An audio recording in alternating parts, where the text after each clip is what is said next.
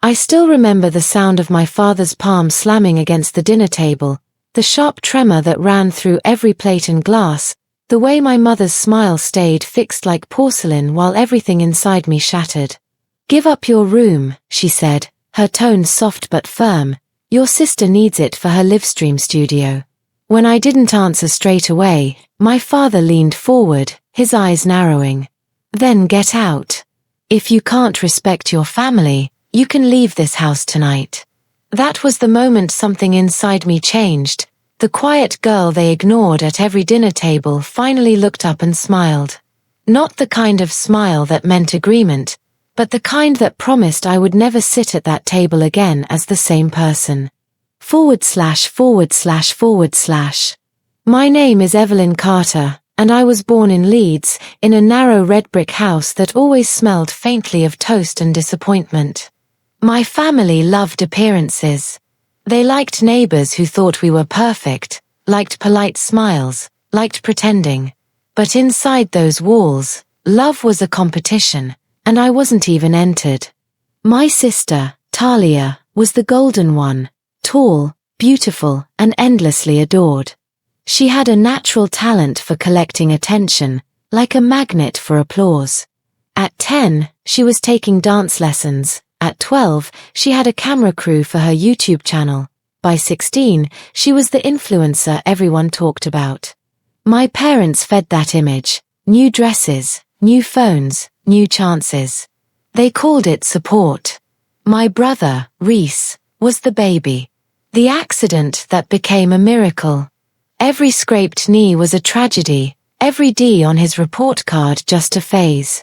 They spoiled him because he smiled the way my father once did, before life hardened him. And me. I was the quiet one. The invisible one. The girl who didn't sparkle or sing. I loved books, not lenses. Numbers, not noise. I'd spend hours with my notebooks, sketching equations and tracking imaginary budgets. It was my way of creating order where there was none. / At 13, I got my first job bagging groceries down on Burley Road. I saved every coin in an old tea tin under my bed. I dreamed of buying a computer, nothing fancy, just enough to study finance online. For 2 years, I didn't touch that money. Until one afternoon, I came home to find the tin gone. I searched under the bed, behind the desk, inside drawers, nothing. Then I saw it, Talia twirling in front of a brand new camera, the same brand I'd circled in catalogs, saving for quietly. Mum stood beside her, beaming. She needed it for her future, Dad said when I finally asked. "You'll understand one day." I didn't cry. I learned.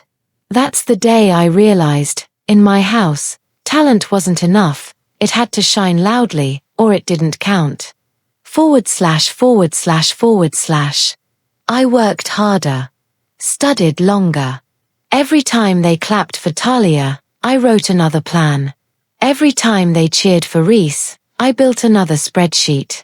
By the time I was 18, I'd earned a scholarship to study finance at the University of Leeds. My parents didn't even come to the award ceremony. They were in London, supporting Talia at some influencer event. I took 3 buses to university every day. I worked evenings at a cafe, weekends in a small financial office on Albion Street. That office smelled like ink and ambition, tired workers, unpaid bills, people clinging to dignity. I learned more there than in any classroom. I learned how money revealed people. It showed their fears, their dreams, their secrets. I started helping clients quietly, budgeting advice, small investments, explaining terms the banks never bothered to. People began trusting me. At 21, I registered my own company, Carter Financial Consultancy. It wasn't glamorous, just me, my laptop, and a borrowed desk. But it was mine. / My family never asked what I did. To them, I was the boring one. At dinners, Dad would ask Reese about football, Mum would ask Talia about sponsorships, and I'd sit there, listening. When I did speak, it was like throwing words into a well. "Still doing that number thing?" Dad would joke. Talia would laugh. "You should help me with my taxes, Evie. If you ever make it big."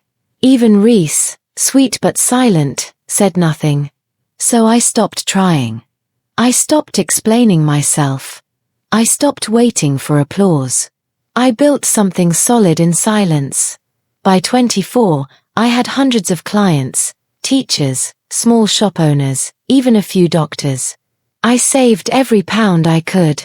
No designer clothes, no new car. Just steady growth. While Talia's followers grew in the thousands, my portfolio grew in the millions. And yet, to my parents, I was still the disappointment who hadn't lived a little. ////. The night they told me to give up my room, I'd just come home from a long client meeting in Manchester. I was exhausted, hopeful, and for once, proud. That room, my room, held everything I'd ever built: files, books, the first £10 note I ever saved, the computer I'd bought with my own money. It was more than a space. It was proof that quiet could win. When Dad slammed his hand on the table, something inside me went still.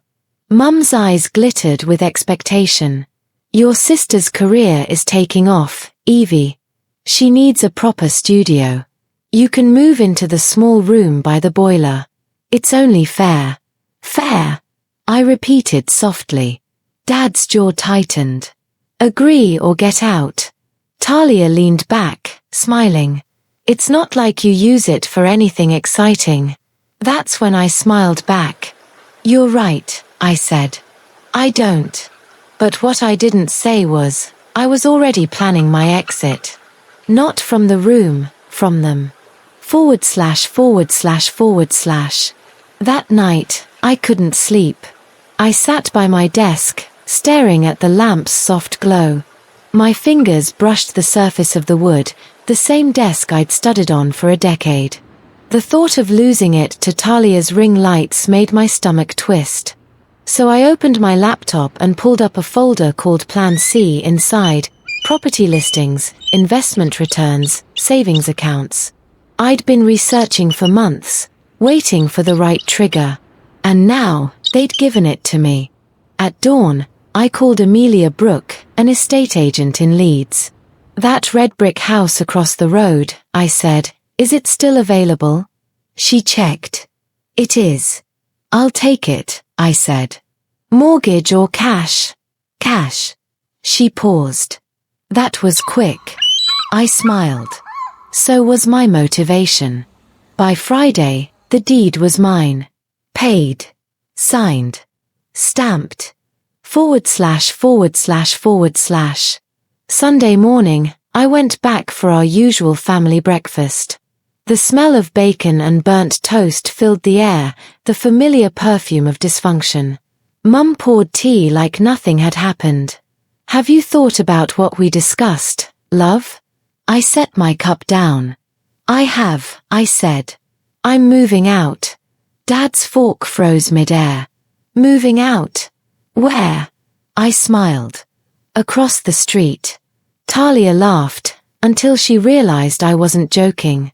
Then, right on cue, my phone rang. I put it on speaker. "Congratulations, Evelyn," Amelia's voice chirped. "The house across the street is officially yours. Fastest cash purchase this quarter." Mum's eyes went wide. "You bought a house?"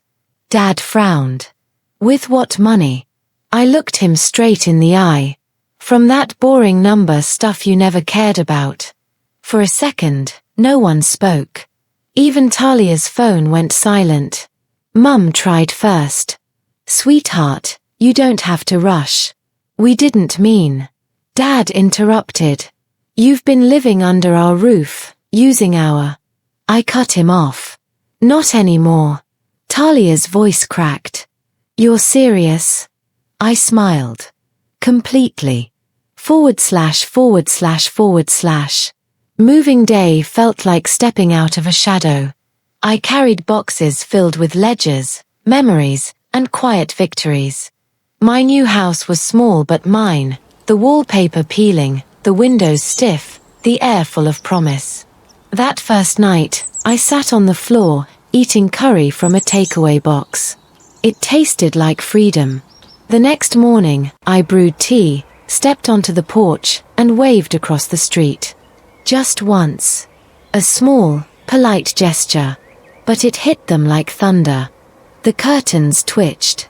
Dad's silhouette appeared, motionless. Mum's face peeked through, then vanished. Talia didn't show at all.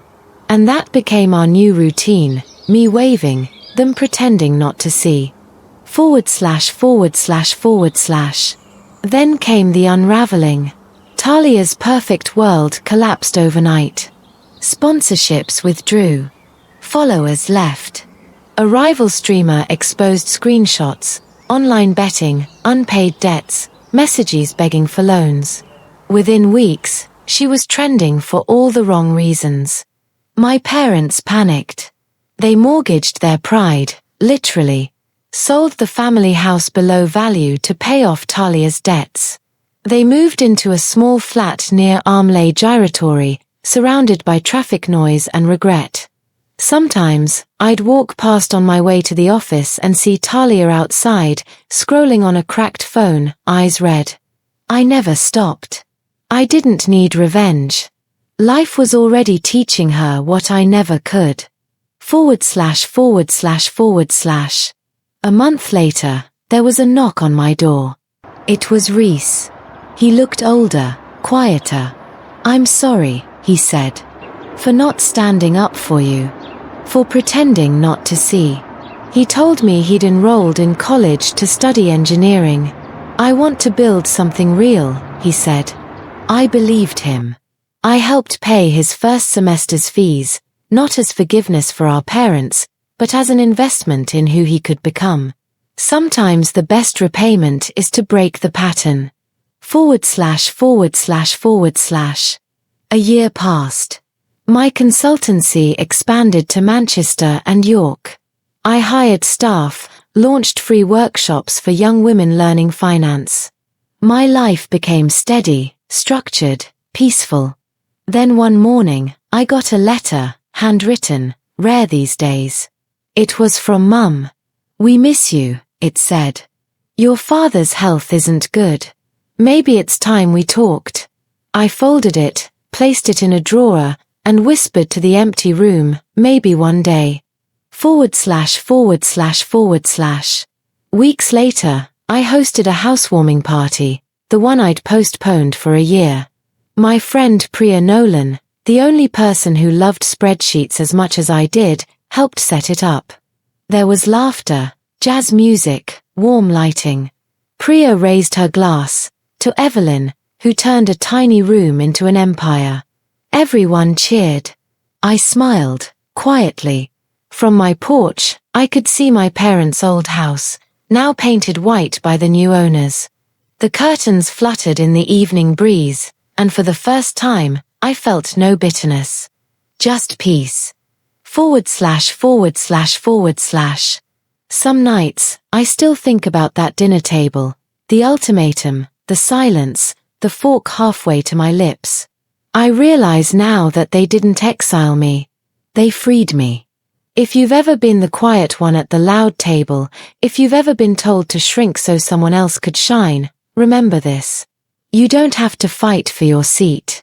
You can build your own table. When they told me to give up my room or get out, I didn't choose either. I chose the third door, the one only I could see. Now, every morning, I step out onto my porch, sip my tea, and wave. Not out of spite, but closure.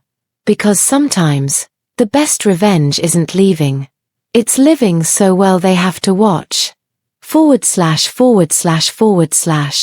If this story found you at the right time, like, share, and subscribe. And tell me, if your family gave you the same ultimatum, would you stay, would you fight, or would you smile, and buy the house across the street?